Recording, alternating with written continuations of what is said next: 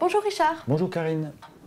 J'ai un client aujourd'hui qui se demande, lorsque l'on a un contrat d'assurance vie avec une clause bénéficiaire démembrée, au moment du dénouement, il y a une créance de restitution au profit du propriétaire qui va venir s'imputer sur l'actif successoral de l'usufruitier. Oui.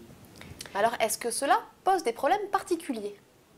Alors la réponse est oui, bien entendu, et souvent ces problèmes sont négligés, peu de personnes en parlent pour être extrêmement précis. C'est-à-dire que l'idée est la suivante, c'est qu'effectivement quand vous avez le dénouement d'un contrat avec une clause bénéficiaire démembrée, on a un quasi-usufruitier qui touche l'intégralité des capitaux. Derrière ça, on a un nu propriétaire qui a une créance de restitution qu'il fera valoir, si elle est valablement enregistrée d'ailleurs, sur la succession de l'usufruitier. Jusque-là, tout va bien. Sauf que l'usufruitier, tout dépend sur quelle nature de produit il a réinvesti ses fonds. Imaginons la chose suivante, c'est que l'usufruitier touche 1 million d'euros et réinvestit ce million d'euros en qualité de quasi-usufruitier sur un contrat de capitalisation. Le nu propriétaire, au décès de l'usufruitier, fait valoir sa créance. Pour régler cette créance, on lui attribue le contrat de capitalisation. Jusque-là, on pourrait dire tout va bien.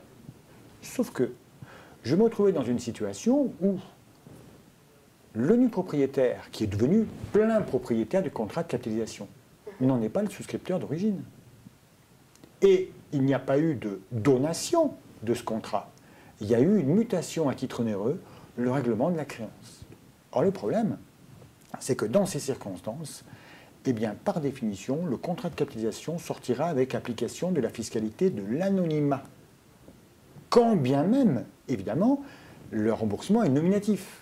La fiscalité applicable sera celle de l'anonymat, et je rappelle qu'il s'agit de 72,3% des intérêts, CSG incluse quand même, plus prélèvement de 2% par an et par 1er janvier. Ça fait beaucoup.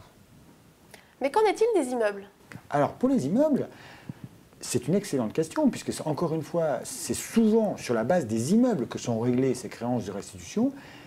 Eh bien, on a à peu près le même phénomène.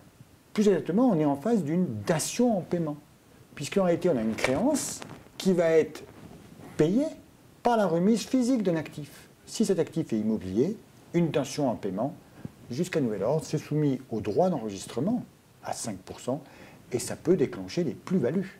Car n'oublions pas une chose, c'est qu'il se peut, je dirais que cet actif-là, l'usufruitier le détienne depuis longtemps. Et par conséquent, il recèle une plus-value très conséquente. Très bien. Merci. Je vous en prie.